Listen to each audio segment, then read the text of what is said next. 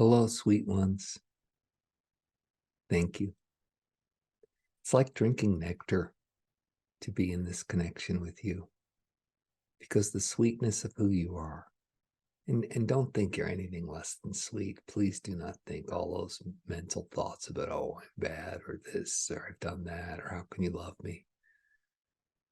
Because at this level of consciousness where we, Peter's sacred higher self, exist at, there's only the sweetness that we see. Yes, of course, we see all those things that you choose to judge yourself for.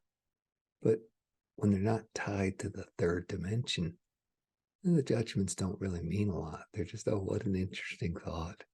My, if you're going to be so colorful, instead of putting on that blue blouse, you put on this thought of shame.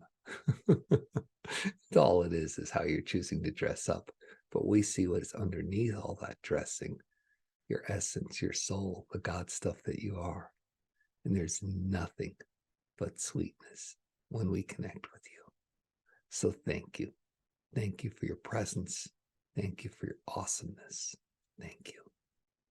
Today, we wish to speak about standing up, what it's like, how it's like to stand up for yourself. And we're not talking in the ways of, oh, standing up to others in the world, although that is important. We're talking more about you physically achieving what it is you choose to do. You see, the channel Peter, he had a great accomplishment happen to him the day before we record this. He stood up on a paddleboard. And that may not seem like a lot because you see lots of people paddleboarding and standing up. But for him, it was a big deal because he had balance that was not quite stable for the longest time. And he decided he wanted to paddleboard. So he engaged in a process that we're going to speak of. And we're doing that for two reasons. One, it makes him happy. He gets to brag, oh, look at me, I did something. So Peter's very, very happy that we're recording this.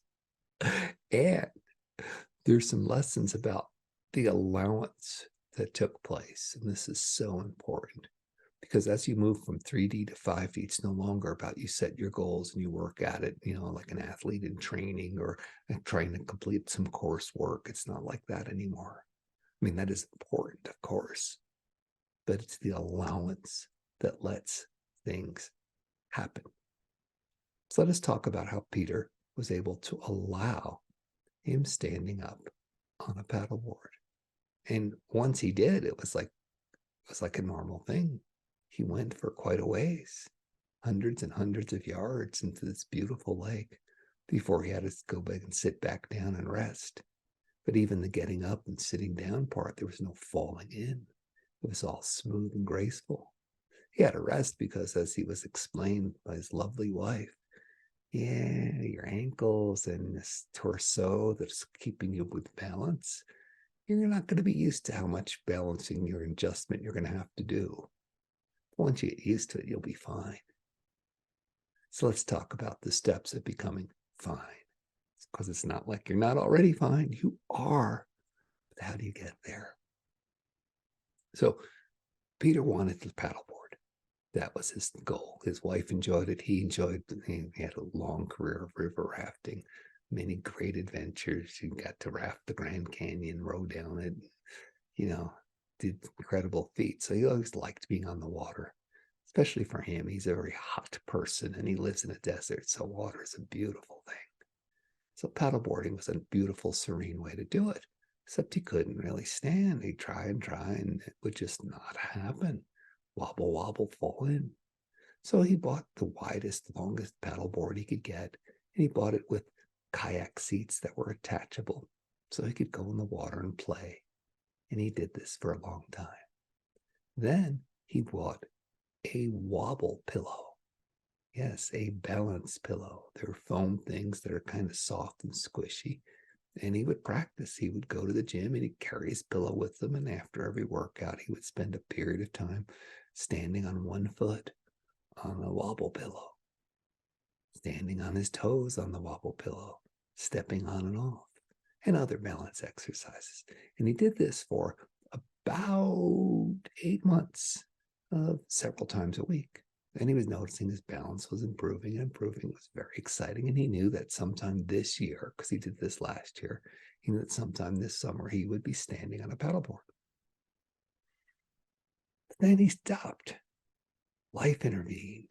Illnesses, allergies, travel, all kinds of work things. So he wasn't really going to the gym and he wasn't practicing his balance for about 5 or 6 months.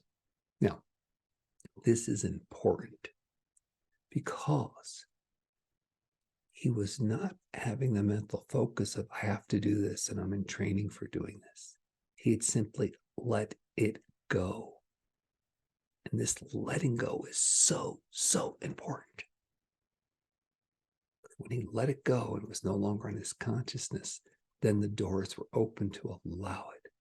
You see, if you can believe 100%, if you can visualize and believe 100%, you're going to achieve it. Keep seeing it, knowing that it's destiny, then that works. That kind of intent works. Many great athletes have had the vision of their super performance since they were children, and they work towards it, and they hold on to it, and it works. But it also works to just forget it and let go, because then there's no pressure. There's no unconscious programming of the resistance of why you can't, because you're not fighting towards it. You're no longer fighting away from it. He has time to mix into your unconscious. So this is a super important part of allowing. So then, this was the second event that he got to paddleboard this summer. And the first one, he tried standing for just a moment and did not do it. So on this event yesterday, he got his paddleboard ready, rigged it with the kayak seat and everything. And both his friend and his wife said, hey, this would be a great day for you to stand up. And that was the key. One was the external encouragement, which of course is going to come to you when people know you're working towards something and you're allowing it. They're going to give you that encouragement. But two, there was no mental resistance. And this was an unusual state for Peter. No mental resistance at all. So it wasn't like, oh, can I do this? Oh, it looks like that. You know, all the stuff you look at the weather, you look at the waves, you look at all the little things. Oh, can I do this? I don't know. I'm going to get wet. I don't know. All that stuff.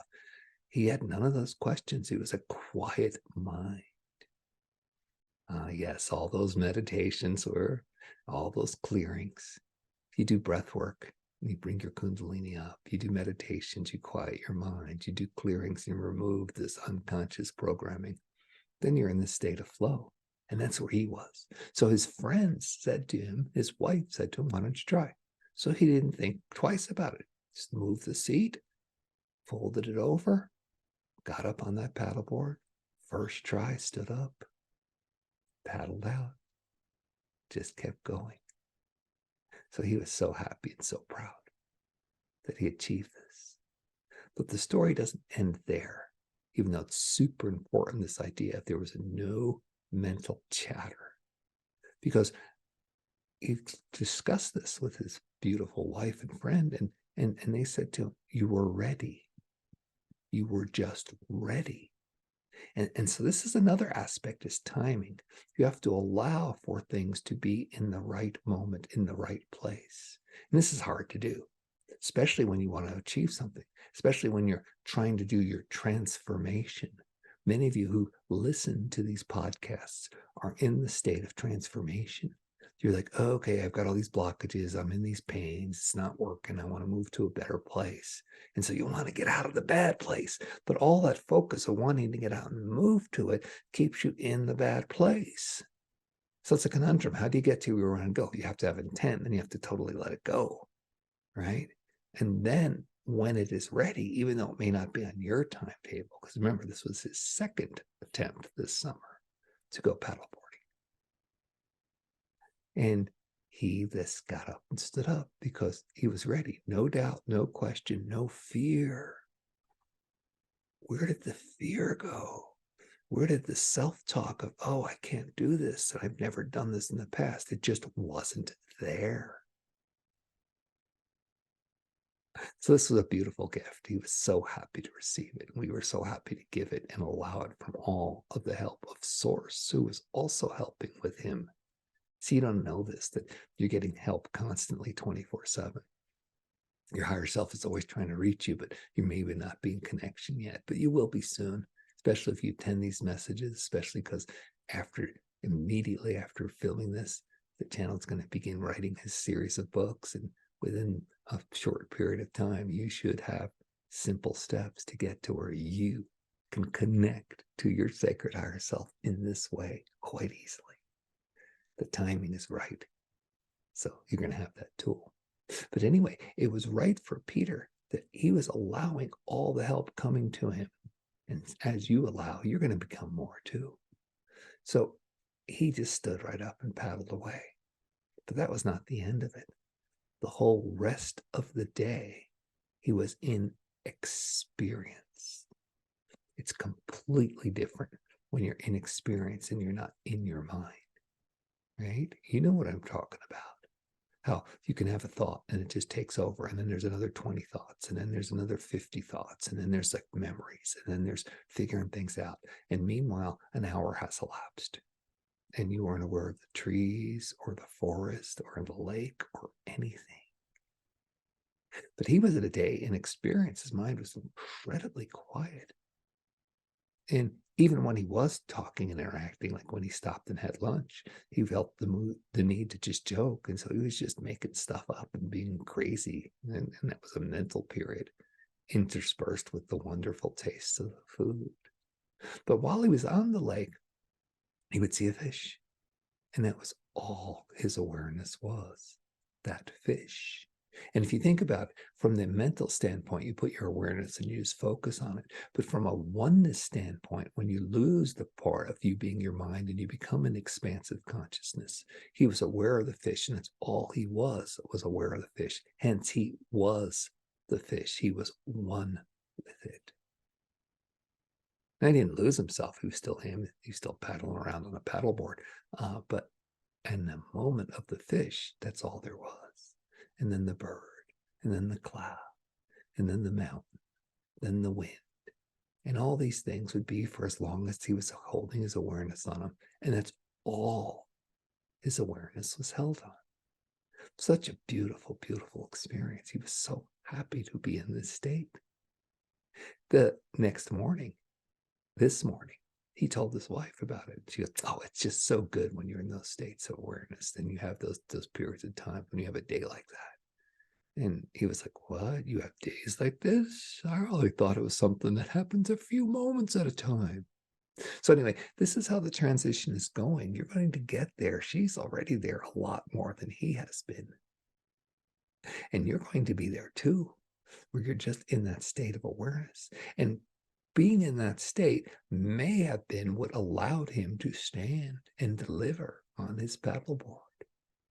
Now he knows he has the mental repetition. He has the confidence. He has the, I've done this experience. I can do this again. So he's past those first time jitters. But he was in that state of just, that's all he was doing. So I'm just standing up on this paddleboard. And that's what he did. So the question is, was he in that state and that allowed him to stand on the paddleboard, or did standing on the paddleboard put him in that state? These are just questions you can play with your mind, but you get the idea that they're connected. And as you move into that connection, you will have these peak expansive experiences where you just allow, and then things happen easily. And you allow, knowing when it's the right time and when it's a time would be better to let something go rather than forcing it, going with the flow of what is in the moment. Yeah. You'll start having more and more beautiful experience. You'll start having more and more of you being in that oneness field, being that connected person, therefore being totally an expression of the God source that you are. And that is oneness with your sacred higher self, where you are heading. Because it's not just your sacred higher self. We spoke to you of fractals. your sacred higher self is a fractal of the divine. And there's many other levels and layers between that. And you'll get to experience all of those. And the divine will flow through you, but you'll understand it's you, even though it's a greater sense of you. And then you can start to play. The channel did a wonderful interview this week. They were asking about the sacred higher self, and he was trying to explain that, well, it's not just a linear thing. Your sacred higher self has also got other yous out there as well. Yes, on the planet at this time, there's more you. So think about that concept when you start to realize, my God, there's like 7-8 billion people on the planet, and maybe we're calculating now. Yes, we're getting about just over 2 billion of those are unique souls. So that means that each one of these entities that you see on the planet are, 4 or 5 fractals.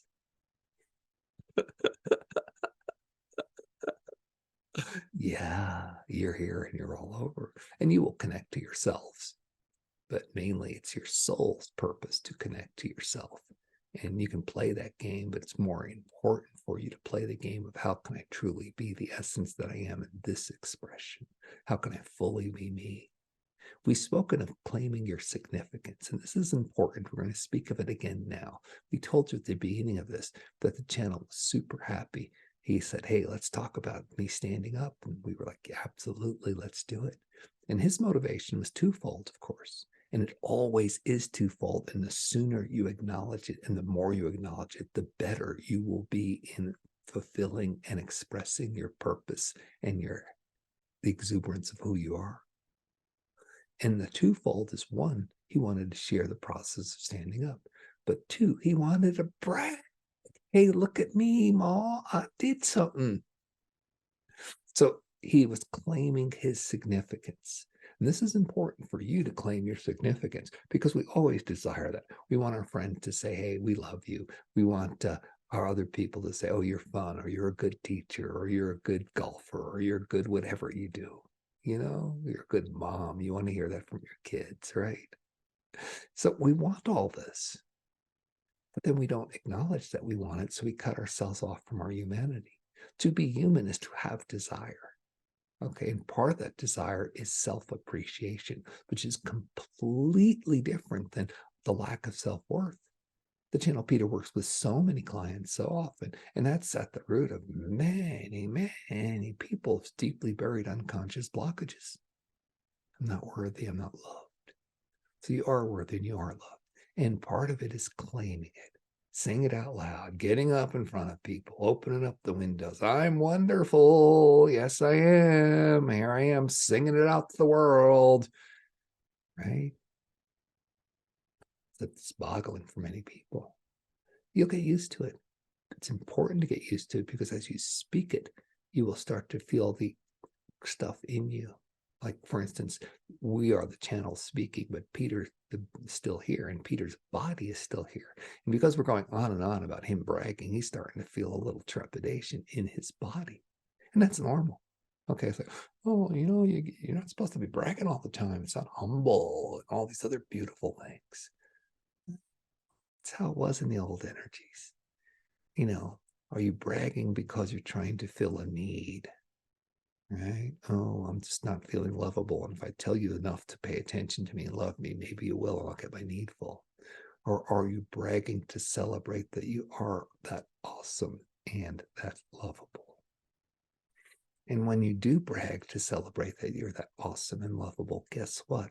It's going to burn out quickly.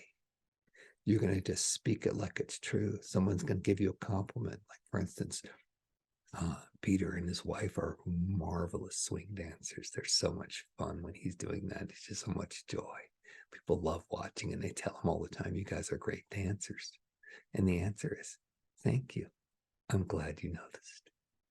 So there's no need to brag anymore. Like, look at me. It's just you do it for the joy, and people love it. And then you just acknowledge, yes, that's how it is.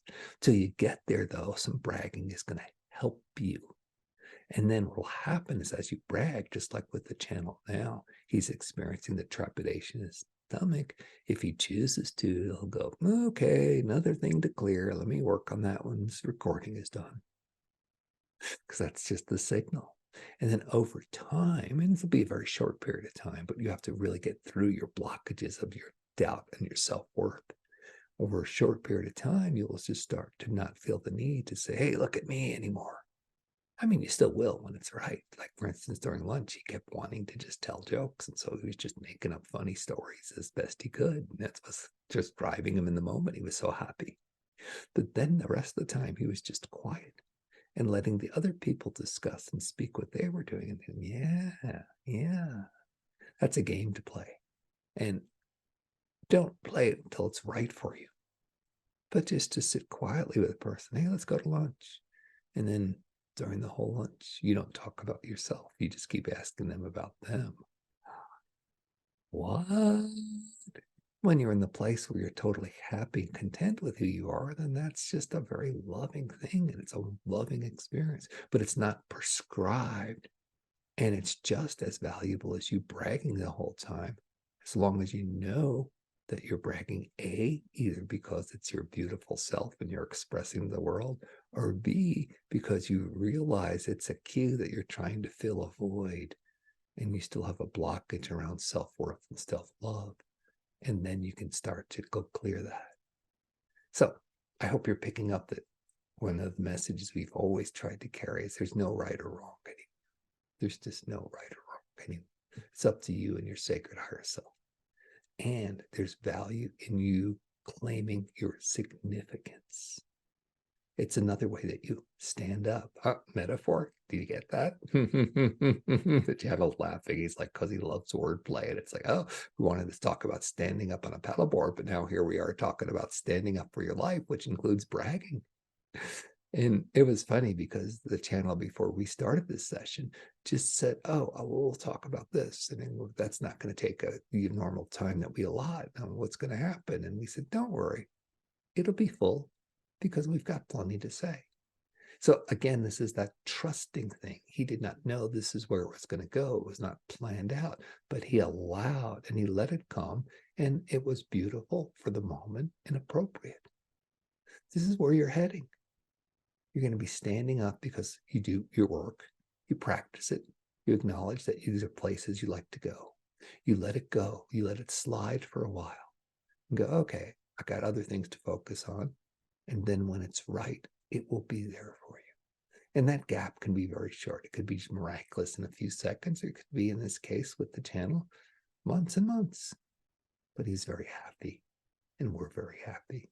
And we know that as we talk to you and we get so much feedback from people who view these videos, the channel's so happy that so many of you are making progress in your ascension.